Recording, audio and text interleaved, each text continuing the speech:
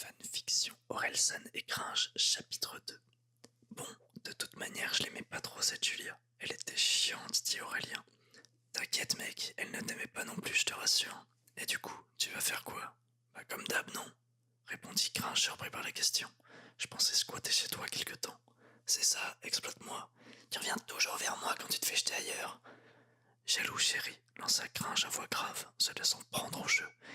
Il s'était penché vers Aurel en disant ces deux mots, et lui avait effleuré le menton de son pouce. Son visage était prêt, vraiment très près. Cela n'avait duré qu'un dixième de seconde, mais Aurel en eut la respiration coupée. Le rouge lui monta aux joues et les battements de son cœur s'accélèrent légèrement. C'était léger comme accélération, et pourtant ce fut suffisant pour faire paniquer Aurélien. Stop, qu'est-ce qui m'arrive? Il détourna vivement les yeux vers le sol, ne voulant pas que son ami ne perçoive son trouble. Gringe, lui, n'avait rien remarqué et avait repris sa place initiale dans le sofa, parlant avec force de détails de la manière dont il aurait pu éviter de se faire gauler par sa meuf. Ouais, mais du coup, j'ai été con de lui filer les clés, tu vois. C'était notre règle de base en plus, on ne donne pas les clés. En plus, ça aurait été vraiment crédible de lui dire que c'était l'appartement de Claude et qu'il m'avait dit de ne pas filer les clés. Quel con! Aurel! Eh oh, Aurel, tu captes ce que je te dis? Aurélien sortit brusquement de ses rêveries et fixa Gringe avec un mélange d'appréhension et d'incompréhension. Mec, tu planes ou quoi? Demanda Gringe le visage soucieux.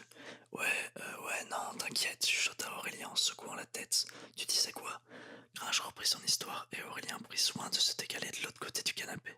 Il n'avait pas franchement envie de ressentir à nouveau les sensations étranges qu'il avait ressenties il y a quelques minutes. La manière dont son corps avait réagi l'avait surpris et il avait maintenant du mal à remettre ses idées en place.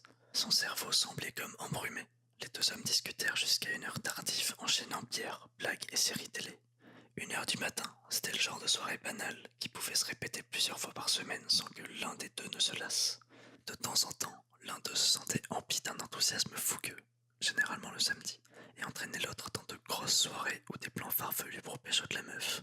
Mais la plupart de leur temps, ils le passaient sur le canapé à mater la télé, à rapper des punchlines et à les écrire sur des feuilles volantes ou des cartons à pizza. Pris de fatigue, Aurélien se dirigea vers son lit et s'y écroula. Qu'est-ce qu'il s'est passé? Bordel, mais qu'est-ce qu'il s'est passé? Se demanda-t-il dans le noir. Il s'était évité la question toute la soirée.